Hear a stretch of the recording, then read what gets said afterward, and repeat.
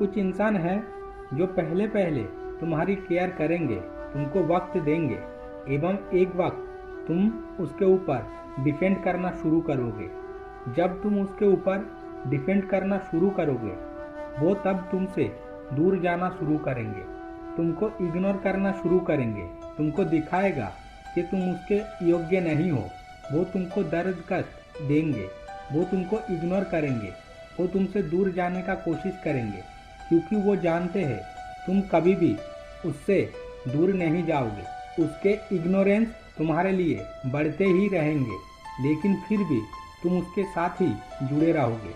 इसका मतलब वो पहले पहले ही तुमको समझाया है, वो तुमको प्यार करते हैं। तुम्हारे दिन के बाद दिन मूड खराब, उसके बाद मन उदास एवं उसके बाद स्थायी से तुम डिप्रेशन में जा रहे हो। वो तुमको नहीं चाहते, ये तुम समझ नहीं पा रहे हो। वो तुमको नहीं चाहते, ये तुम समझ नहीं पाते हो। वो तुमको इग्नोर कर रहा है, ये तुम ठीक तरह से समझ नहीं पाते हो। एक वक्त वो डेफिनेटली बोलेंगे कि वो तुम्हारे योग्य नहीं है एवं तुम बेटर किसी को पा सकते हो। वो और भी बोलेंगे फैमिली नहीं मान रहा है, इत्यादि इत्यादि।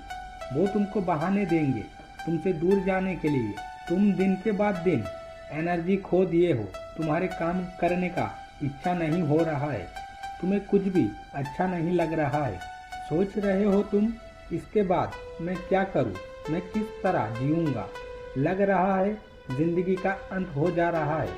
इस परिस्थिति में खुद को किस तरह कंट्रोल करोगे, खुद को किस तरह पॉजिटिव रखोगे, खुद को फिर से किस तरह नॉर्मल परिस्थिति में लौट कर लाओगे, इसी बात पर चर्चा करेंगे।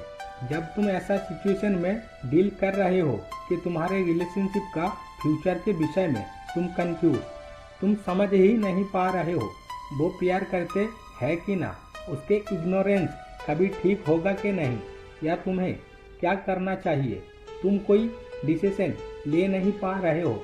इस क्षेत्र में तुम्हारे ब्रेन को इतना प्रेशर ना दे के सो जाओ, मतलब हाइबरनेशन में चले जाओ। जिस तरह सांप एवं मेंढक पूरा ठंड ऋतु सोकर गुजरते हैं, इसका मतलब तुमको अभी कुछ करना नहीं होगा।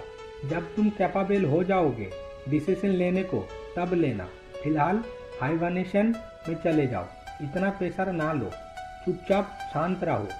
अब सेकंड स्टेप, अब कह रहा हूँ स्टॉक करना बंद करो।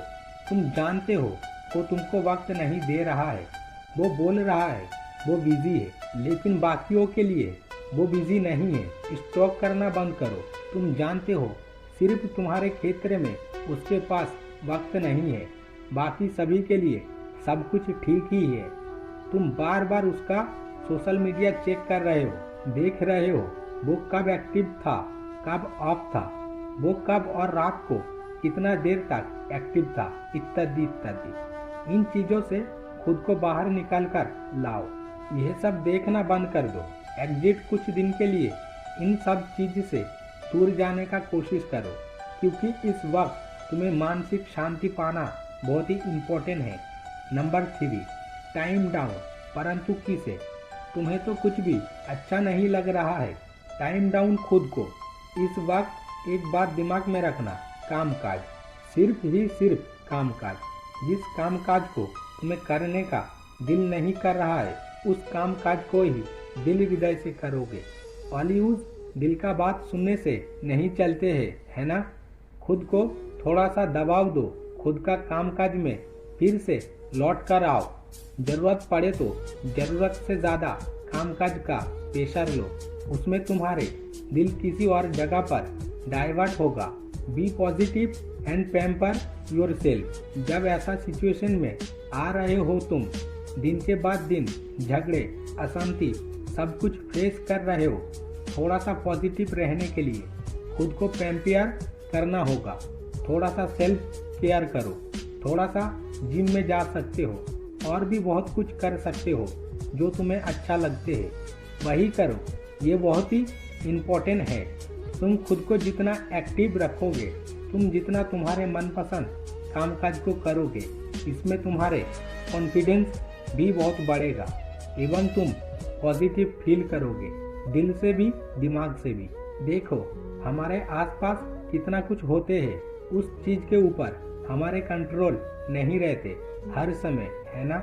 बहुत कुछ हाथों के बाहर चला जाते हैं। तुम्हारे लाइफ में जो कुछ भी हो रहा है सब कुछ में तुम्हारे कंट्रोल रहेगा ऐसा लेकिन नहीं है। इसीलिए इतना प्रेशर ना लो, खुद के इच्छाओं के अनुसार रहो, खुद का काम काजों को करो।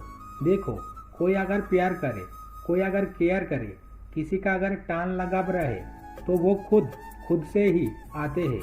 उसके लिए इतना एफर्ट देने का जरूरत नहीं है।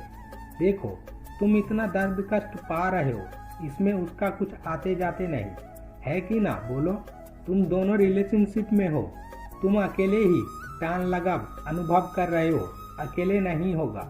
उसे भी तो कुछ फील करने का जरूरत है, उसे भी कुछ अनुभव करने दो। तुम खुद को थोड़ा सा पीछे लेकर आओ, देखो तो सही वो कुछ करते हैं कि ना। अगर प्यार करता है तो ठीक ही तुम्हारे पास आएंगे, वो ठीक ही तुमको नॉक करेंगे, तुम्हारे द्वार खटखटाएंगे। इतना सा धैर्य तुमको रखना होगा।